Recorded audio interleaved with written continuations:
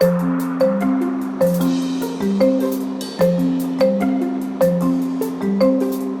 would you see the world if you experience it in my shoes? For years, I've been traveling for work, seeing the world firsthand, but being unable to communicate to others what I see and how I feel. So a few years ago, I decided to teach myself how to film. Armed with a couple of lenses, a microphone, and a semi-professional camera, I began to record my unscripted life. What you are about to see is a slice of my life filmed between March and June of 2016, as lived in my shoes. Yes. Oye, Rizka, do you want to help me make some coffee?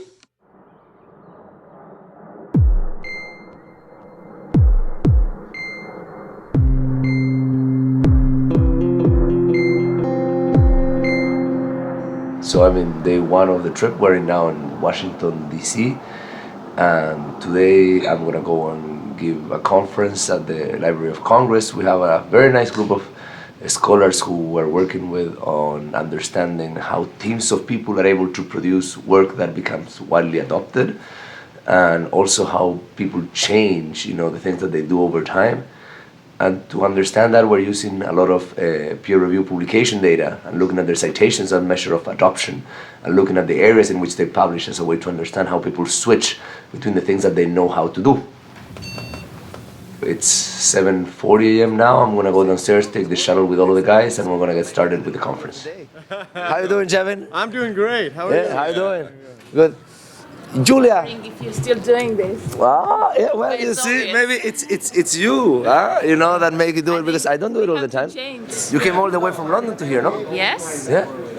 And you guys did a panel yesterday? Yes, or? we had a panel. No one throwing tomatoes at me. Come on, like editors, at academic conference, they're like, what would be a good analogy of someone that gets like highly revered and admired by? Yeah, exactly. Highly disliked. No, because all of the guys want your approval.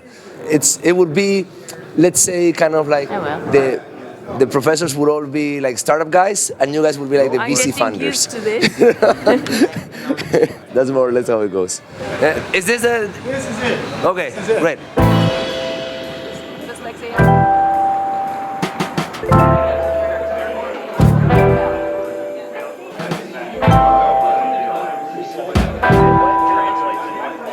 So what brings us to Washington today? Well, we had a great conference featuring Cesar Hidalgo from MIT.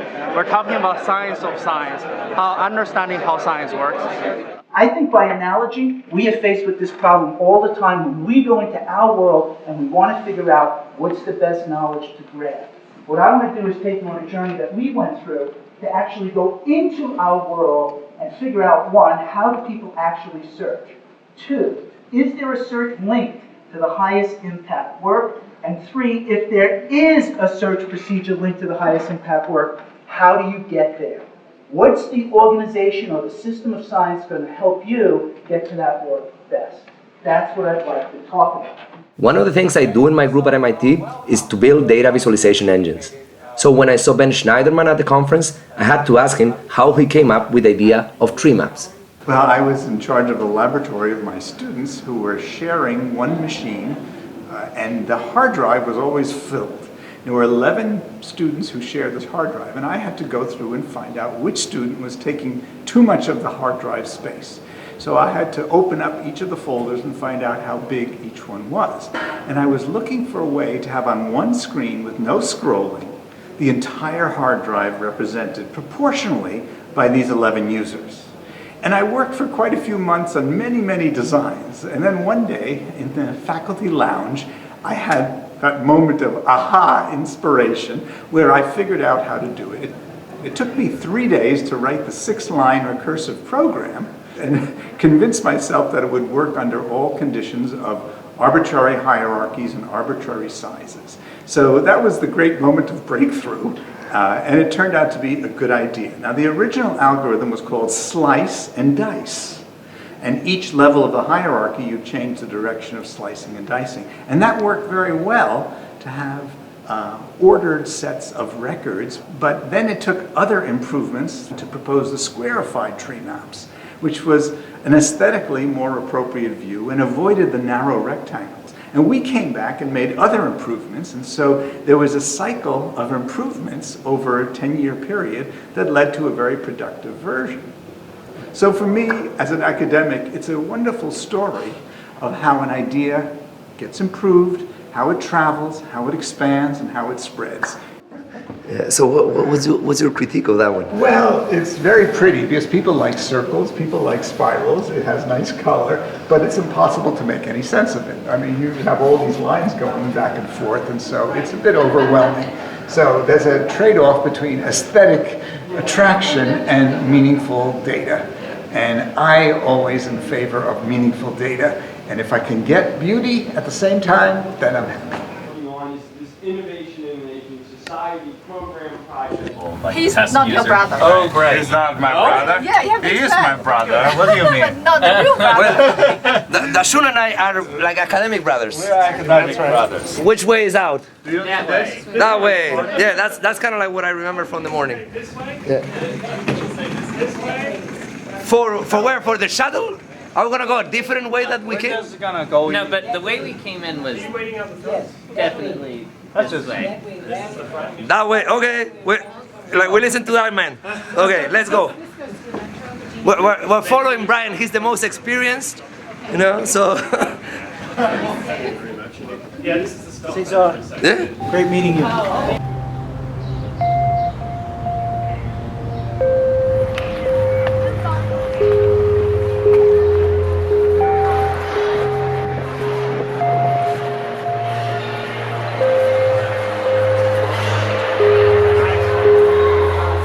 Now I'm back from the conference, and it was actually a pretty fun day.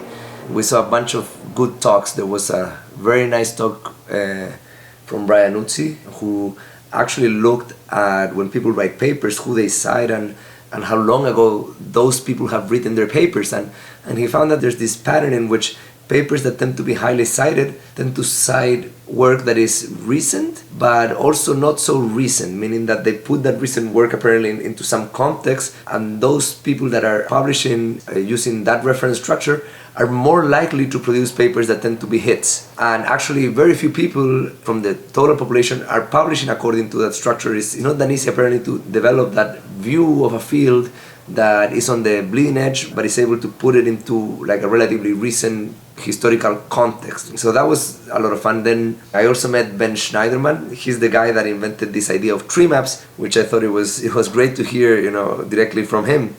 And I got to see a lot of friends and colleagues. I saw Jevin, I saw Dashun, I saw Laszlo, who was my advisor. There was James, who was also in Chicago last week. So Jacob, you know, Carl. It was a fun day. You know, I think I learned a lot.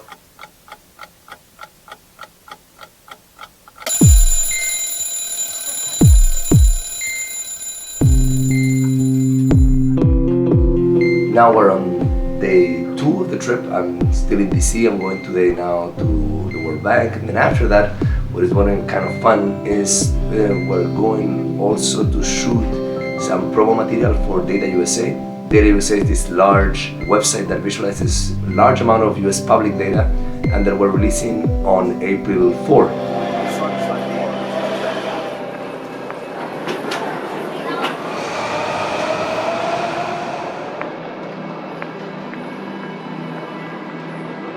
So you might be wondering, who am I and where is this film project going? I'm a professor and I work producing knowledge. During the last decade, I have shown that the mix of products that a country exports predicts what they will export next and also how fast they will grow. I've also produced work exploring human collective memory and the impact of urban aesthetics in human behavior.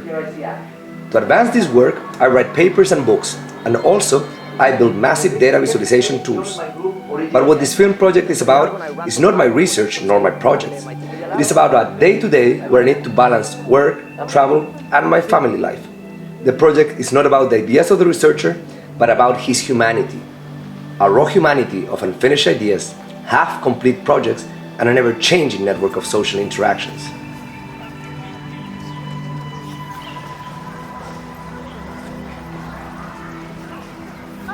The next stop is Deloitte, where soon to film marketing material for Data USA, which is a site that will make available all of the United States public data sets starting April 4. Hey, I have Cesar. He's on the list. He needs to escort. Okay, thank you. Somebody's gonna come get you, okay? Cheese. I mean, not fair. That's kind of a strong. That's Patricia using Data USA. So Data USA shows you what's inside each one of these data sets graphically, and also presents text information summarizing the key statistics of each one of these data sets. So now as you're exploring, you can select the little boxes of data that you need and you want. You can download it, you can take them with you, and you can use them for your analysis.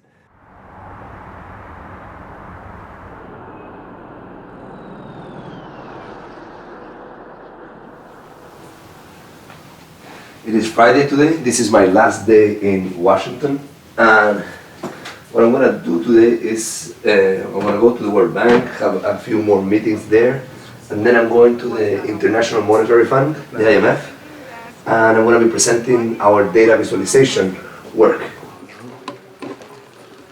Is this room? Yeah? I thought it was another event. This is the event. Oh shit, there's a lot of people. Yeah. Okay. Let's say now you want to create something like the OEC, or you want to create something like Data Viva, or you want to create like something like Data USA. And the way that I phrase this is that the problem that we need to solve is how do you transform data into stories. So as an example, imagine like someone dump on you like this data set that has people, the department, the gender, the years of experience, the position that they work in, the number of publications, the number of citations, and their salary.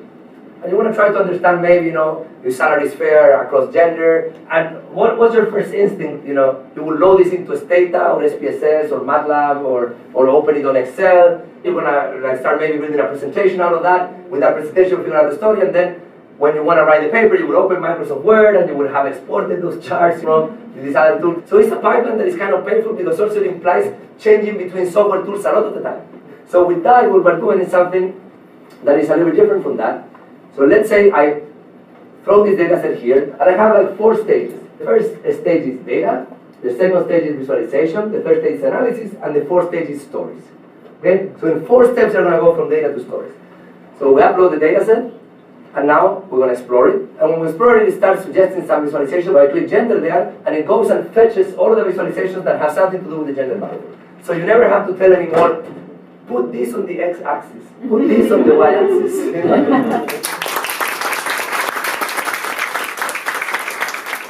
After that, I'll go to the Dulles Airport, and we'll be on our way to Saudi Arabia. So what am I going to do this weekend? I'm going to spend all Friday night and all of Saturday inside a plane, and I'm going to be working all of Sunday, because that's how you get it sometimes.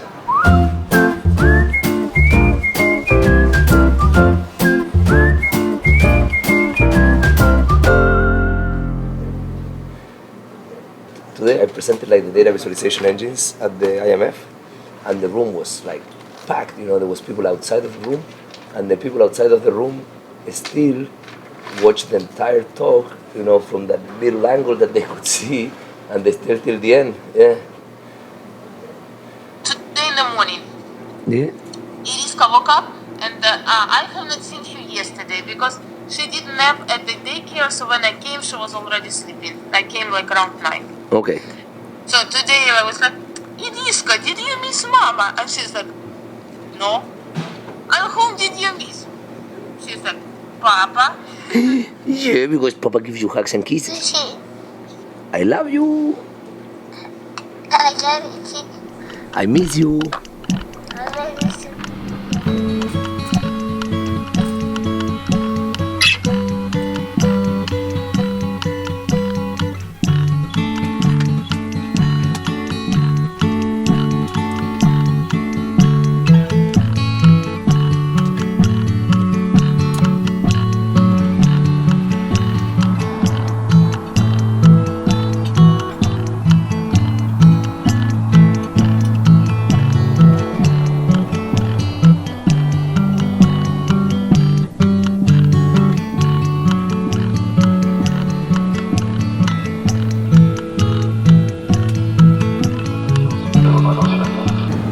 gentlemen, this is your captain once again. Sorry that we have to wait for such a long time for the parking stand to be available. We've been like 45, 50 minutes already waiting after we landed to find the spot. So.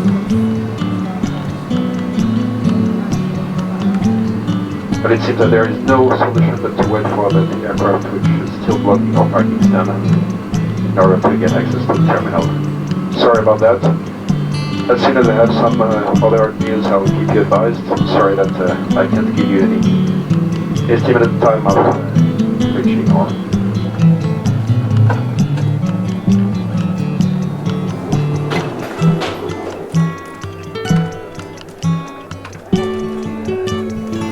Almost done with my layover here in Paris, and I got to do some work. I guess jet lag can be productive sometimes. I wrote the entire article for Scientific American describing why open data sites have been historically so bad and how Data USA is changing that by helping bring data that was buried on the deep web to the surface of the web. And then I answered a long email and I review an entire 40-page paper, which was not very good, but I need to send my referee comments on that, and it was bothering me, so that's all that I was able to do.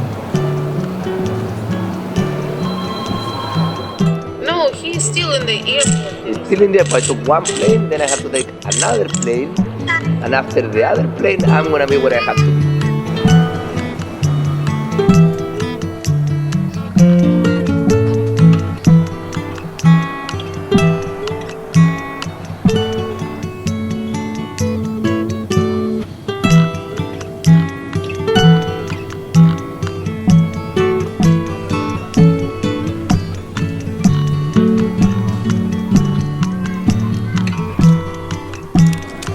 Mr. Cesar Hidalgo, that's me. Okay, nice to meet you. It has been a long day. It's now a little bit past midnight, like 1 a.m. here in Riyadh. Just arrived.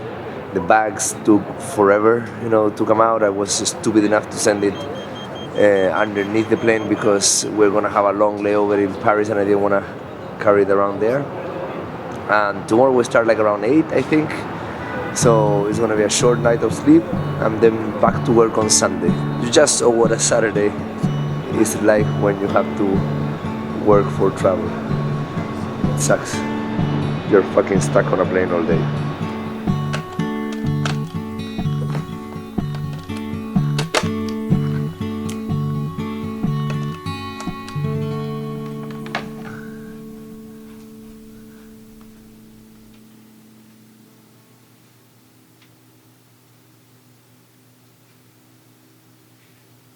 Password.